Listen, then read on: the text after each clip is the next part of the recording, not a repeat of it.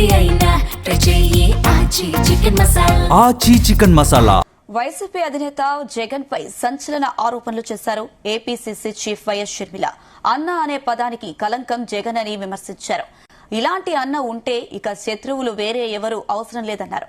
జగన్ వీలేస్తే సునీత న్యాయం కోసం చంద్రబాబు గడప తొక్కిందని తెలిపారు. ఇక సునీత రాజశేఖర్లు వివేకానందను హత్య చేశారని అవినాష్ మాట్లాడడం బాధించిందన్నారు.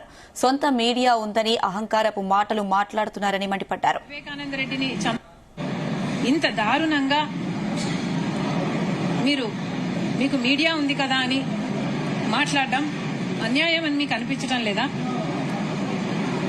వాళ్ళ సొంత నాన్న హార్ట్ అటాక్ తో చనిపోయారు అన్న వార్త సునీత పుట్టించిందా?